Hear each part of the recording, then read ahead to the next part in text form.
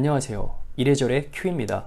오늘은 지난주에 이어서 시편 23편을 가지고 다윗에 대해서 두 번째로 계속해서 이야기를 이어나가도록 하겠습니다. 하나님이 다윗의 목자입니다. 그래서 다윗은 부족함을 못 느낍니다. 자, 이 부분에 대해서 이해가 필요한데요. 이것을 듣지 못하신 분은 먼저 옆에 있는 영상을 확인하고 오시기를 바랍니다. 자, 오늘은 1절과 2절 그리고 추가적으로 3절에 이어서 4절 말씀을 보도록 할 텐데요. 요약을 하자면 이렇습니다. 다윗은 죽을 뻔한 위협의 상황이 엄청 많았습니다. 자, 그러한 상황 속에서도 살 수 있었던 이유가 하나님을 경험했기 때문입니다. 어떤 하나님이요? 목자 되신 하나님을 경험했습니다. 제가 건빵이를 먹고 쉬게 하는 일을 하고 있습니다. 인근에 현충탑이라는 공원이 있는데요. 그곳에 올라가면 자그마한 이 풀밭이 있습니다. 자, 거기서 뭐 하느냐? 킁킁 냄새 맡고 뛰어놀거든요. 세상 집에서는 얌전했는데 현충탑 공원만 올라갔다고 하면은 난리를 쳐요. 다른 방식으로 쉬는 거죠. 다윗은 청소년 시절에 자기가 직접 양떼를 치면서 양떼가 먹고 쉴 수 있는 환경을 제공해 주는 목자 역할을 했어요. 그러기를 몇 년 하다가 청년이 되자 왕으로 지목이 되죠. 그리고 나서 생명의 위협을 받으면서 쫓기기 시작하죠. 그래서 그 목숨이 위태로운 상황 가운데 있었던 거죠. 그럴 때마다 하나님께서 찾아와 주셨다는 거예요. 여러분, 다윗에게 가장 절실했던 건 생명에 대한 안정감이었습니다. 다윗은 그야말로 공개수배된 상황인 거죠. 어디 가서 편하게 먹거나 쉬거나 할 수 있을 만한 상황이 아닌 거예요. 그런데 하나님께서 친히 목자가 되셔서 양과 같은 이 다윗을 쉴 만한 물가 그리고 푸른 풀밭으로 가서 쉬게 하시고 양식을 먹게 하셨어요. 그래서 다윗이 하나님은 나의 목자시다, 그렇기 때문에 내가 부족함이 없다라고 고백을 할 수 있었던 거예요. 다윗은 말 그대로 이생망인 거예요. 청소년 시절 양똥 치우고 청년의 때 이르러서는 취업하기 바쁜데 억울하게 누명을 쓰고 쫓겨다니는 거 얼마나 힘듭니까? 여러분, 다윗이 이 일을 통해서 깨달은 게 무엇일까요? 단순히 나의 생명을 살리시는 분이기 때문에 나의 목자시다라는 고백으로 그치는 것일까요? 지난 시간에 그렇지 않다라고 했죠. 그것보다 더 나아가서 나의 영혼의 문제를 해결해 주시는 분이라는 거죠. 우리의 노력으로는 필요를 채우고 부족함을 메울 수 있기는 합니다만 우리의 영혼의 문제, 구원의 문제를 절대 해결할 수가 없습니다. 그러나 그 일을 해결해 주시는 분이 하나님이라는 것을 깨달은 거잖아요. 다윗은 그러한 구원의 기쁨을 다시금 회복하게 된 것이죠. 여기까지 지난 시간에 다루었는데요.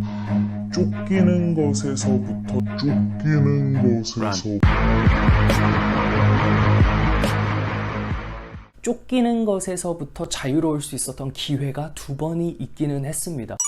사울왕은 지금 무방비 상태에 있고 군사를 대동했지만 다윗이 몰래 찾아가 그를 죽일 수 있었던 두 번의 기회가 있었다고요. 다윗에게는 당시에 쫓기는 스트레스, 불안감, 공포심이 그를 사로잡았어요. 자, 여기서부터 해방되기 위해서 사울을 죽여야만 해요. 그것이 상식입니다. 그것이 인간적인 방법이고요. 그것이 세상에서 말하는 필요를 채우고 부족을 메우기 위한 노력이 될 수도 있어요. 그런데 다윗은 그렇게 하지 않습니다. 왜 그렇게 하지 않았을까요? 다윗이 부족함이 없는 이유 두 번째가 오늘 여기서 나타나기 때문입니다. 자, 바로 오늘 4절 말씀인데 주의 지팡이와 막대기가 있기 때문입니다. 지팡이나 막대기 가지고 뭐 할까요? 목자 하면 떠오르는 그 이미지가 있잖아요. 한번 떠올려 보세요. 목자는 그때 당시에 두 가지의 도구를 가지고 다녔습니다. 지팡이와 막대기인데요. 이 지팡이로 뭘 했을까요? 늑사곰, 늑대, 사자, 곰이 나타날 때 양떼들을 지키기 위해 사용을 했다고 해요. 가까이 다가오는 들짐승에게 이 호신용, 곤봉으로 사용을 했던 겁니다.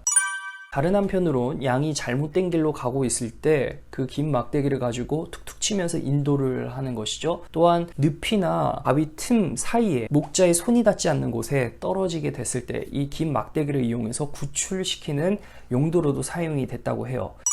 중요한 건 지팡이와 막대기로 무엇을 하신대요? 안위하신다는 거예요. 안위라는 말이 뭘까요? comfort라는 의미인데 위로하다라는 뜻이에요. 목자로 양떼를 보호하고 잘못된 길로 가지 않도록 바로 그 길을 교정해주는 역할을 하는데 무엇을 위해서요? 양떼를 지키기 위해서요. 또 양이 잘못된 길로 가지 않도록 바른 길로 교정하는 데 쓰이죠. 또 양이 위험에 처해 있을 때 그 가운데서 구출하는 역할을 하는 거예요. 근데 이것을 아울러 줄 수 있는 큰 개념은 바로 보호라는 거죠. 다윗은 지금 그 보호 가운데 위로를 느끼고 있는 거죠. 이렇게 한번 생각을 해볼 수 있어요. 우리 옆에 보호자가 있습니다. 떠나지 않습니다. 나와 항상 함께하고 내가 어려울 때마다 도움을 주는 분이에요.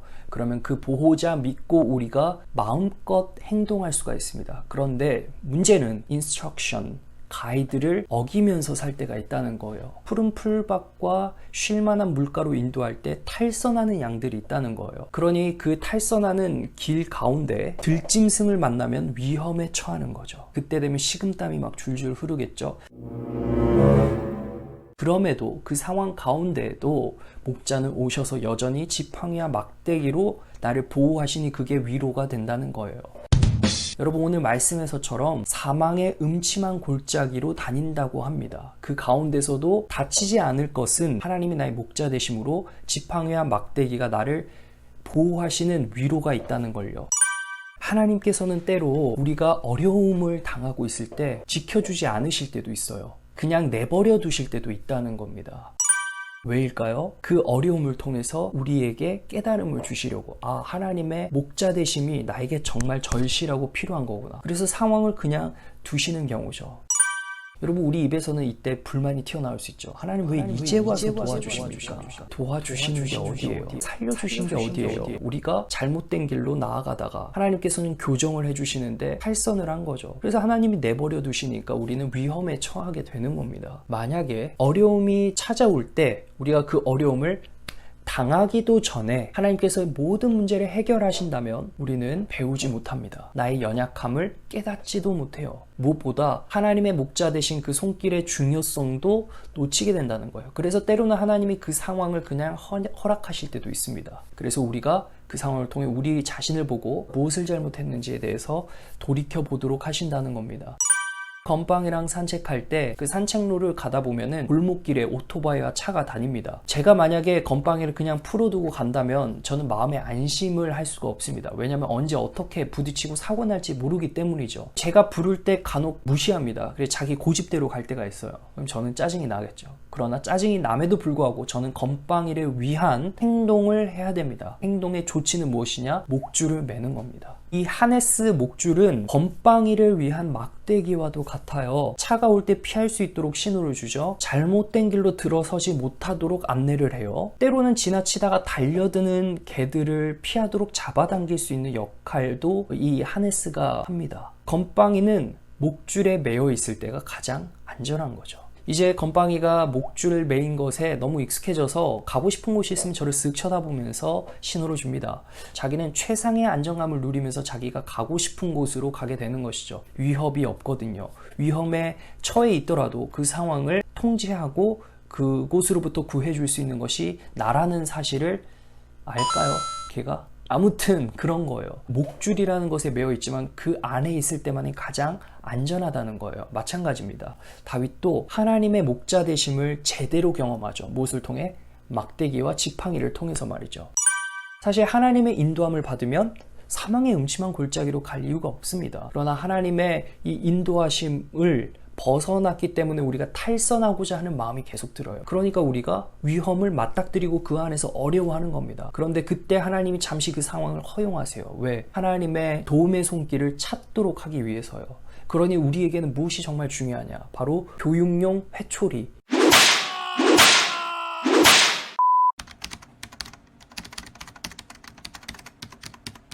제가 어렸을 때 부모님에게 많이 맞았는데 아버지가 때리는 휘두르는 그 회초리는 그때 당시는 절대 위로가 될 수 없습니다. 나에게는 안위가 될 수 없어요. 적어도 그 당시에는요. 그런데 시간이 조금 흐르고 나면요, 험악한 사회 가운데로 나올 때 그 회초리가 저에겐 너무 감사한 거예요. 훈련된 것으로 버틸 수 있다는 거예요.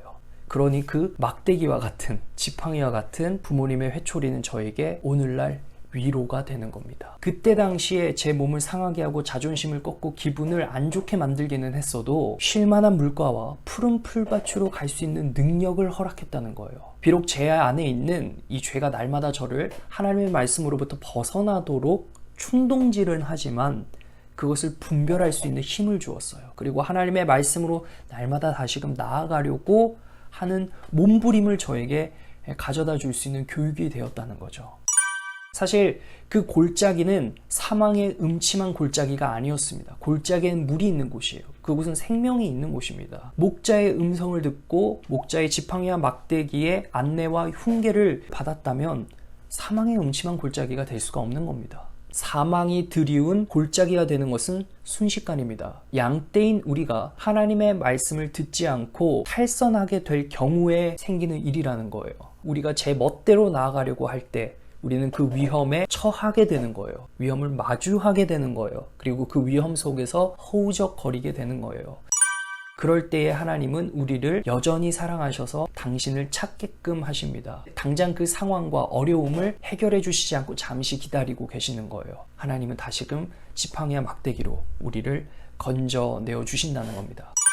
학교에서 우리가 얼마나 편안해요. 안전장치가 다 있거든요. 우리가 왜 쿨쿨 시원하게 졸면 잡니까? 학원이라는 곳이 있잖아요. 우리의 불안함이 해소가 되는 것이죠. 그러나 이러한 환경은 쉽게 바뀝니다. 우리에게 어느샌가 불안함, 공포가 몰려오게 되는 거예요. 다윗과 같이 생명이 위태로운 그런 상황은 아닐지라도 그러한 스트레스, 어려움, 그 압박감을 받을 수가 있다는 겁니다. 그럼에도 불구하고 다윗은 하나님은 나의 목자이시니 내게 부족함이 없다라고 이야기를 할 수 있었던 겁니다. 부족함이 없는 이유가 무엇입니까? 푸른 풀밭과 쉴만한 물가에서 쉼을 주시고 양식을 공급하시는 하나님, 그것을 통해 자신의 영혼의 문제, 그 누구도 그 어떠한 노력도 전혀 해결할 수 없는 그 영혼 구원의 문제를 회복시켜 주신 하나님이 있었기 때문에, 더 나아가서 자신이 비록 그 훈계의 지팡이를 따르지 않아서 어려움에 처해 있을 때 자신을 건져내 주시는 막대기가 있기 때문에 이것으로 다윗은 지금 부족함을 느끼지 못하고 있습니다. 여러분, 우리도 그러한 경험을 할 수가 있어요. 다윗이 누린 그 위로를 우리도 똑같이 받을 수 있습니다. 바로 하나님의 말씀을 배우고 알아가면서 예수님을 만나면 가능합니다. 다윗에게는 하나님의 말씀이 있었습니다. 그 말씀을 양식으로 삼아서 그가 담대하게 살 수가 있었던 거예요. 그 말씀의 능력이 지팡이와 막대기로 나타난 겁니다. 여러분, 우리 손에 쥐어진 지팡이와 막대기는, 즉 우리의 노력은 일회용입니다. 한시적이에요.